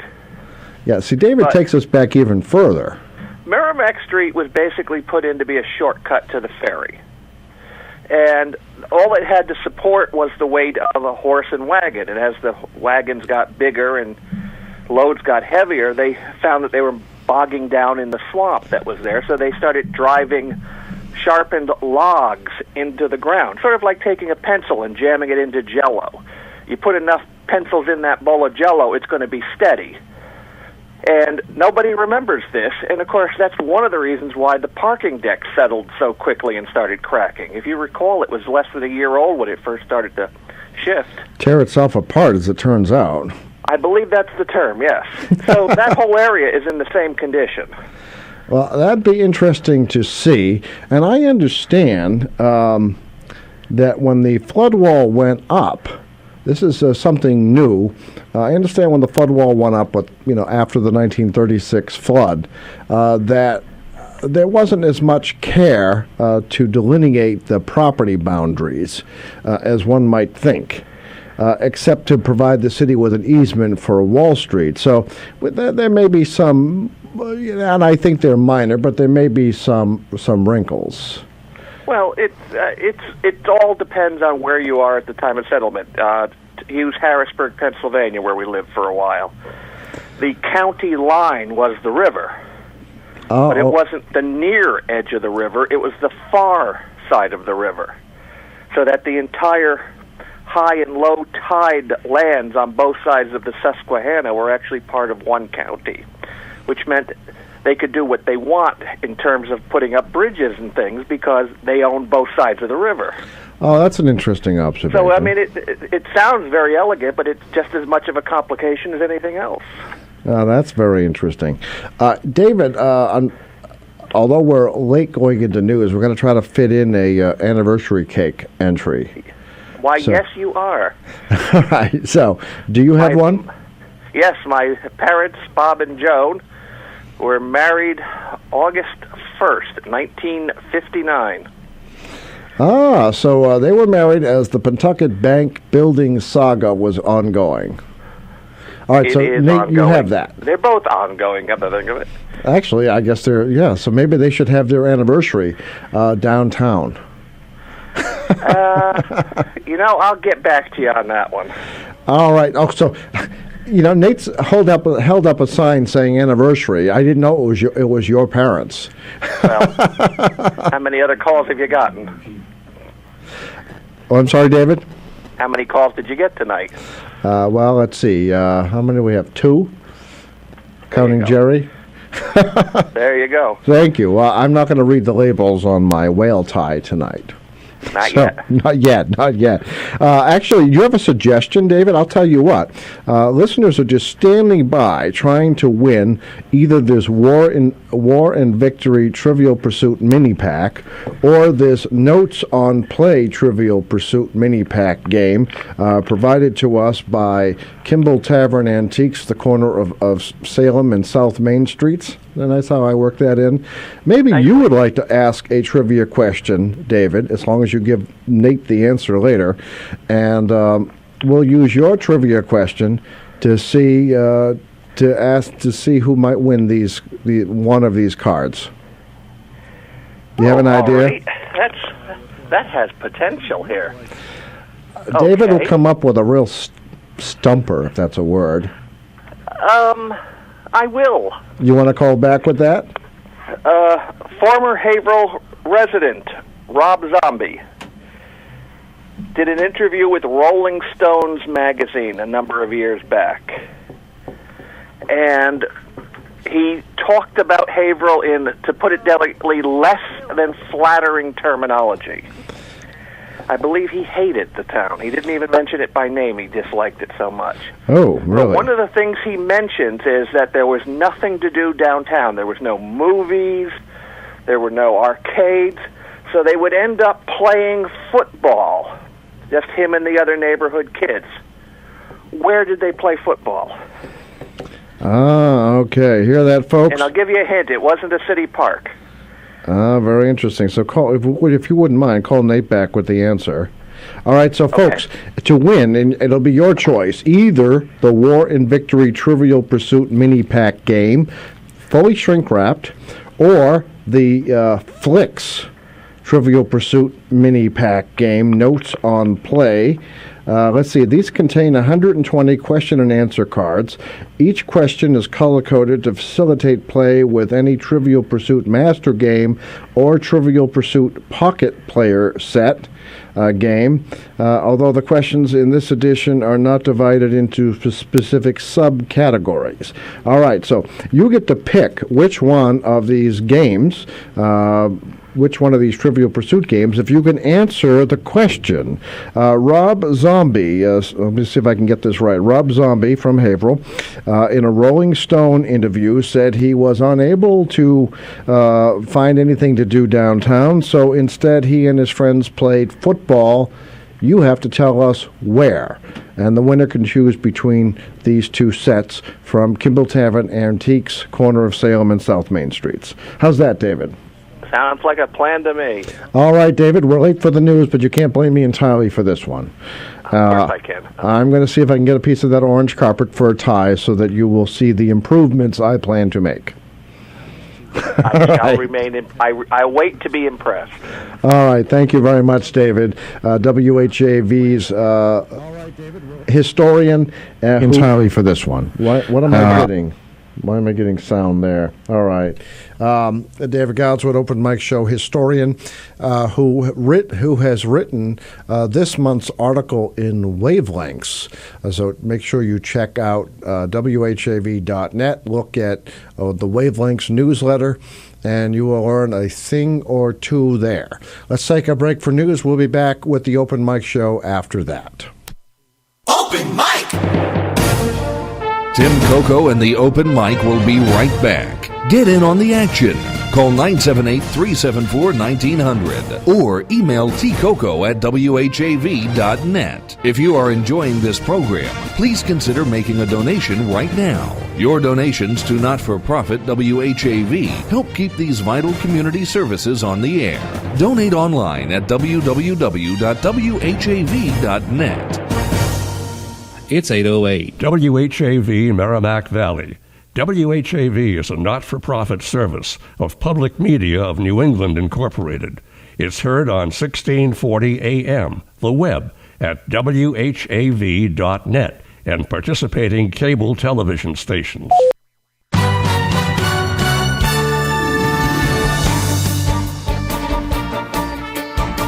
From Feature Story News in Washington, I'm Simon Marks. Ukraine is accusing Russia of shooting down a Ukrainian military transport aircraft using missiles that officials say were probably fired from Russia.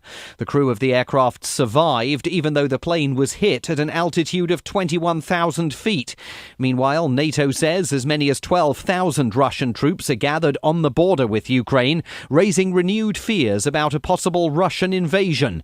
At the White House, spokesman Josh Earnest was asked if President Obama has done enough to damp down the conflict. There's still indications that the Russians haven't taken the necessary steps to close off the border, that there are still heavy weapons and material that's being provided from the Russian side over to pro-Russian separatists on the Ukrainian side. There continue to be concerns about whether or not President Putin is actually using the influence he has with those pro-Russian separatists to encourage them to abide by a ceasefire agreement.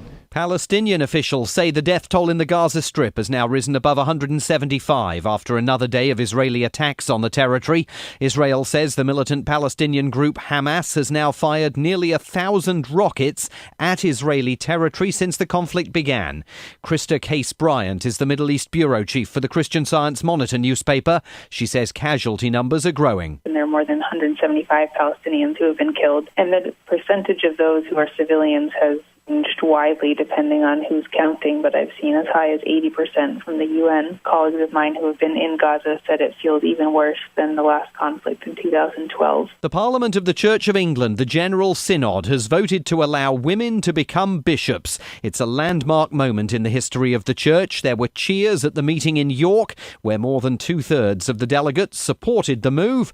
A vote welcomed by the current Archbishop of Canterbury, Justin Welby. I'm delighted, very conscious of the responsibility that Synod has put on the House of Bishops to deliver what we've promised to deliver in terms of the flourishing of the whole Church, but absolutely delighted that we've reached this stage. One of the most revered authors to emerge from South Africa is being mourned. Nadine Gordimer won the Nobel Prize for Literature for an extraordinary body of work exposing daily racism in the apartheid era. In a 2005 interview, she described her experiences at university, meeting black South Africans as equals for the first time. I met one or two black people with whom I had far more in common than I had with the young whites that I knew. And here were young people, black, who were trying to write. So we had this enormous approach to life and the mystery of life and social questions in our own lives. Nadine Gordimer died at home in South Africa at the age of 90. From bureaus worldwide, this is FSN. Here's what's happening in local news. A Haverhill man is due to be arraigned at Haverhill District Court on drunk driving charges following his arrest Sunday night. Haverhill police report 46-year-old Michael Duval of Haverhill was arrested at 10:45 p.m. Sunday on Portland Street. He is charged with operating a motor vehicle under the influence of alcohol and operating a motor vehicle with a license suspended for a previous OUI charge. No further details are available. A Haverhill man faces assault charges following a disturbance incident on Sunday evening. Haverhill police report 20-year-old Alex Portnoy of Haverhill was arrested at 8:15 p.m. Sunday at 425 Lowell Avenue. He is charged with disorderly conduct, assault and battery on a police officer, and 2 counts of threatening to commit a crime. He was also taken into custody on an outstanding warrant, charging him with 2 counts of assault and battery. An investigation is ongoing. A Haverhill woman is due to be arraigned in Haverhill District Court on theft and identity fraud charges following a police investigation. Haverhill police report 36-year-old Billy Joe Crispin of Haverhill was arrested on a warrant charging her with larceny over $250, identity fraud, and receiving stolen property. The arrest occurred shortly after 7 p.m. Sunday on Portland Street. In sports, WHAV's Nate Webster has this week's NASCAR race recap. It was the Kyle and Kyle show at the Magic Mile in New Hampshire for Sunday's Spring Cup race. Second place Kyle Busch and third place Kyle Larson, the highest finishing rookie, battled each other for the runner-up spot behind race winner Brad Keselowski. Larson says he had troubles with pit strategies and got lucky with the 24 car running out of fuel. Yeah, it was a good day. We had some eventful parts here with pit strategy and stuff. Was worried about getting eaten up on that restart, but was able to beat Kyle, lead a handful of laps, and then I got lucky with Jeff running out of fuel so I could line up 6th. It all worked out and got a top 3 finish today. Early problems for the 48 of Jimmy Johnson. He and several other drivers had issues with left front tires. Just 15 short laps into the race, Johnson's left front explodes, sending him into the wall and straight into the garage. Several cautions for debris at laps 112, 153, and 177.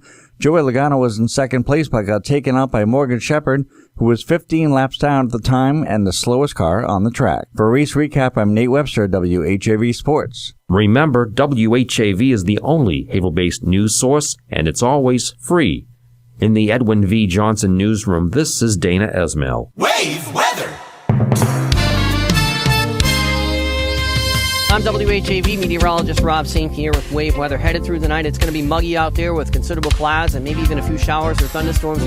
Don't be surprised if you run into some heavy rainfall with any thunderstorms tonight. Lows will be near 70. Tuesday, wait for a cold front to come through, so it looks like any early sun will give way to increasing clouds. Afternoon showers and thunderstorms, a high 81. Showers and thunderstorms Tuesday night into Wednesday, rain heavy at times. Tuesday night's low 67, Wednesday's high 76. Sunshine comes back Thursday. I'm WHAV meteorologist Rob St. Pierre. Your next Wave Weather in 30 minutes. Community Spotlight is brought to you by Haverhill Bank. Haverhill Bank is a generous supporter of the area's civic and cultural programs. That's all it takes is just one bank. Haverhill Bank. Community Spotlight.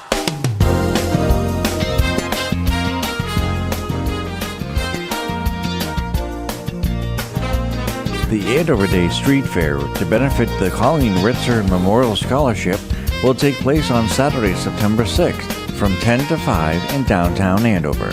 There will be local artists, crafts, dancers, food, and live music. For more info, visit www.andoverday.com or www.andoverbusiness.org. Someone you know is on WHAV. To submit or read your own nonprofit announcements, click on the Contact tab at whav.net or email news@whav.net. In the Edwin V. Johnson Newsroom, this is Nate Webster.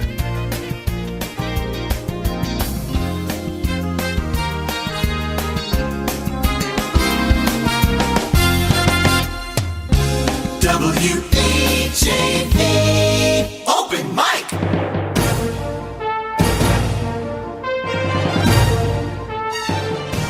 From the Edwin V. Johnson Newsroom, WHAV presents the Open Mic Show with Tim Coco. Make your voice heard. Call 978-374-1900. That's 978-374-1900. Or email tcoco@whav.net. Welcome back to the Open Mic Show. This hour of the Open Mic Show is being brought to you by the Merrimack Valley Economic Development Council. Smart companies choose the Merrimack Valley. At some point, I want to ask Dave Tibbetts, president of the Economic Development Council, what his thoughts are on I think there are dueling bills before the governor on economic development for gateway cities, and maybe he has a thought or two about how that money could be spent. I believe Senator Jamie Eldridge kind of snuck in, but I think that's a good thing, a bill to provide, I think it was something like $72 million in money for gateway cities. Haverhill is a gateway city, so is Lowell, and so on. David Goudswood has asked this trivia question, so all you have to do is basically take a guess. Where did Rob Zombie of Haverhill play football? Rob Zombie, in a Rolling Stone interview, said he couldn't find anything to do in downtown Haverhill, so he and his friends played football. Take a guess. Tell me where, and then you can choose between which one of these Trivial Pursuit games that you can have. The winner will put these at the front desk here, and the winner can come and pick whichever one is chosen.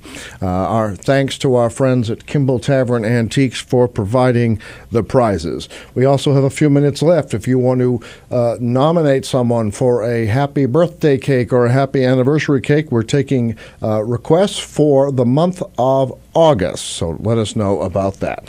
Let's go to the phones. You're on the Open Mic Show. Hey, how are you? Very good. How are you? I'm on the road. I'm doing a road show. I just had to call in, and you got the card. Well, thank you very much. We have a trivia question out there right now.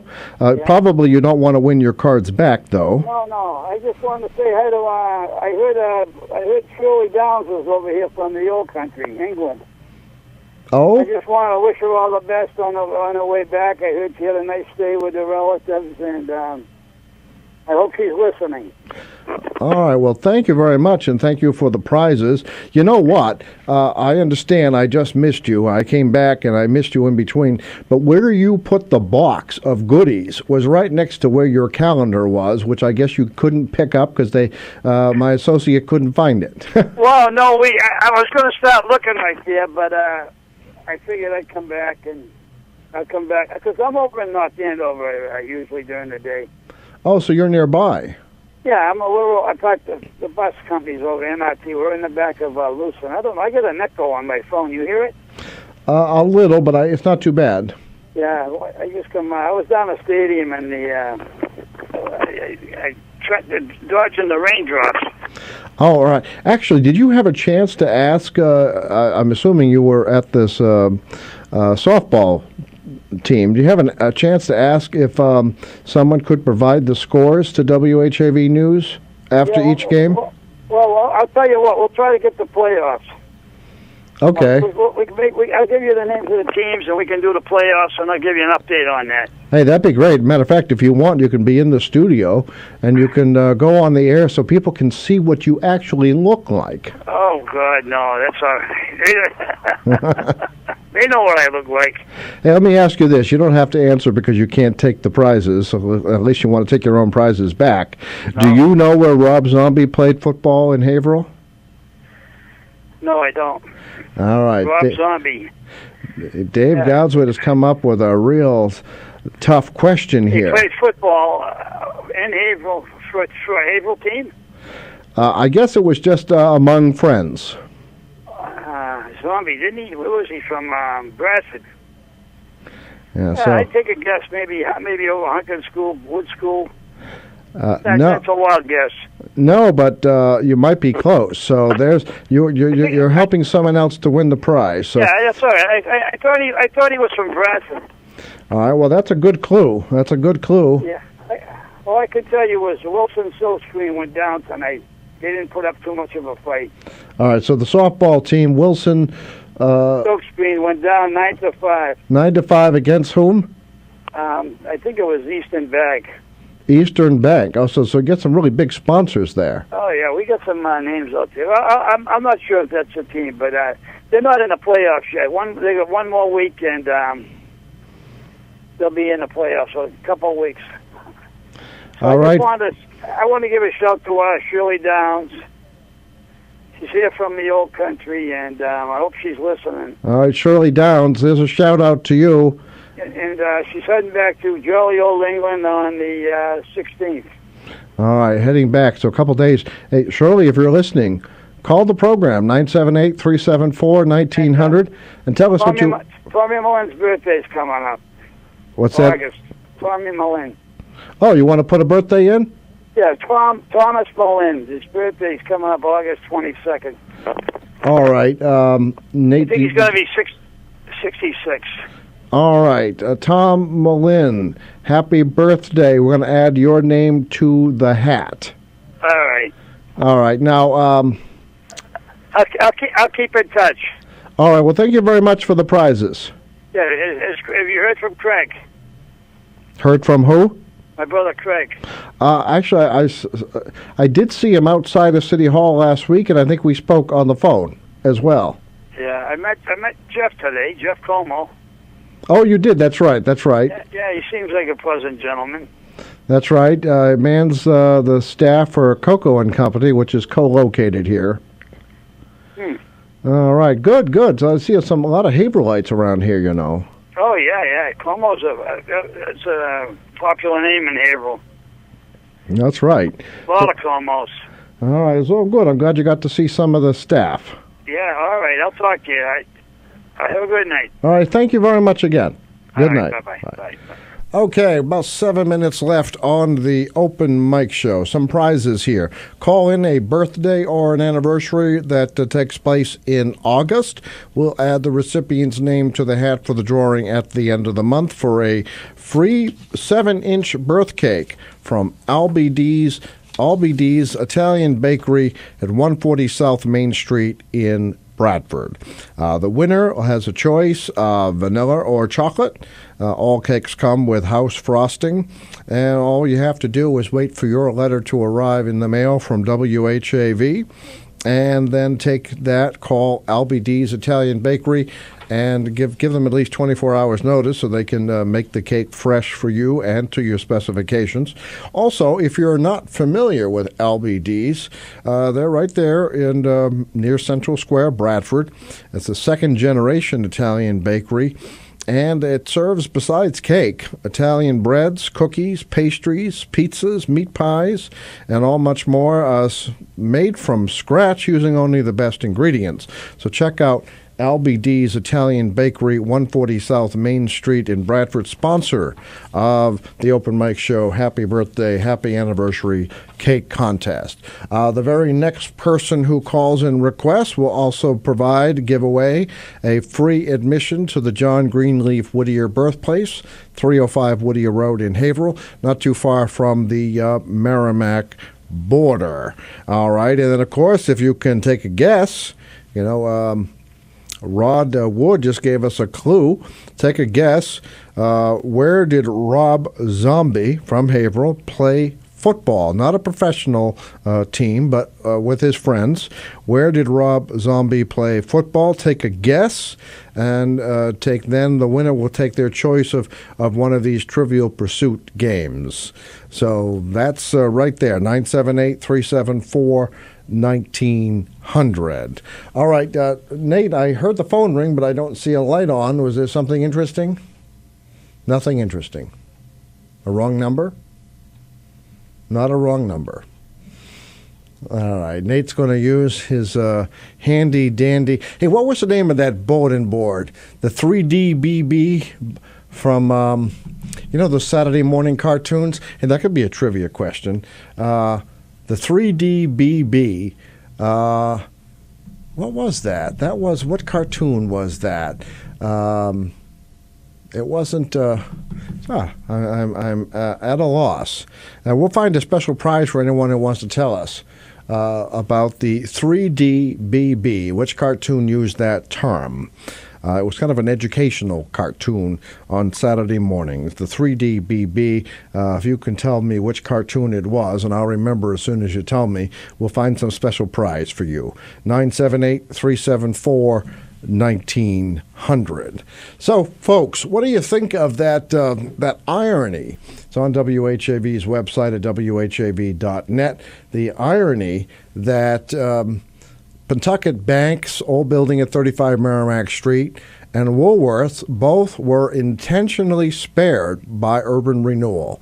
There was no plan to take down those buildings during the Merrimack Street urban renewal program, and yet they will be coming down when Harbor Place is built and Pentucket Bank moves its staff not from their newer building at 1 Merrimack Street, but the people who are still in the older building at 35 will be moving to the third floor of the new Harbor Place building across the street. What do you think of that irony? 978-374-1900. All right, if we don't get the calls, we're going to hold these questions until next week. David Goswood came up with a really good one. He tells us that Rob Zombie, in a Rolling Stone interview, said there was nothing for him and his friends to do in downtown Haverhill, so they played football. Tell me where. Take a guess. Tell me where Rob Zombie and his friends played football. The winner will receive one of these two: War and Victory Trivial Pursuit game, or this Flicks, which I'm assuming has to do with movies, Flicks Trivial Pursuit game mini pack, donated graciously and generously by our friends at Kimball Tavern Antiques, corner of Salem and South Main Streets.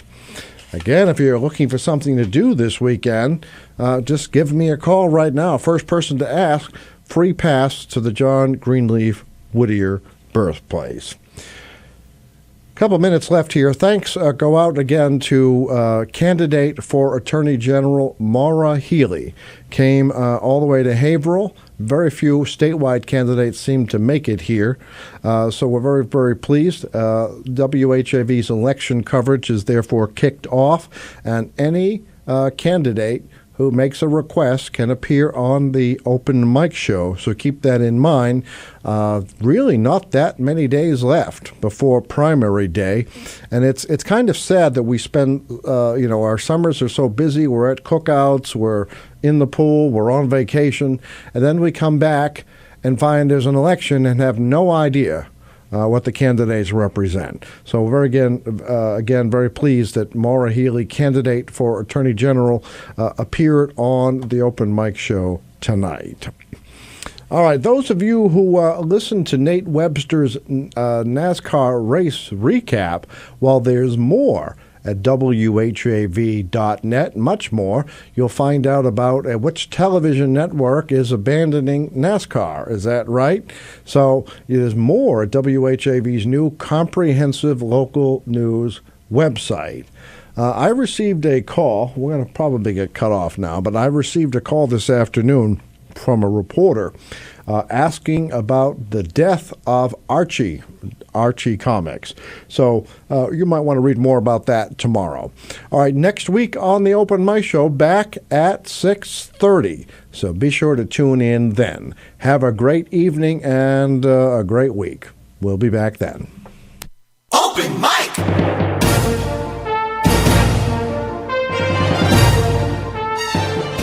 Join Tim Coco live on the Open Mic again next Monday night at 6:30. The opinions expressed on the Open Mic Show are not necessarily those of WHAV, its underwriters, or affiliated stations. The Open Mic Show came to you from the Edwin V. Johnson Newsroom.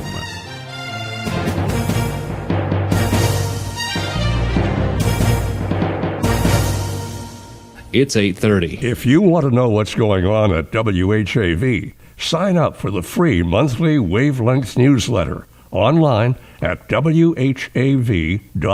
Catch the wave! Melinda's Garden Moments help gardeners create and maintain a healthy, beautiful garden with ease, inside or out and all year long. This is Melinda Myers, inviting you to tune in every weekday morning right here on WHAV. You'll learn creative ways to grow your own vegetables and herbs while beautifying your landscape. Eco-friendly lawn care, flower garden design basics, unique container gardens, attracting birds and butterflies to the landscape, and much more. Again, please join me weekday mornings for Melinda's Garden Moment for a very environmentally friendly approach to gardening. Remember, only local radio can bring you this feature opportunity, but only WHAV does. Wave weather!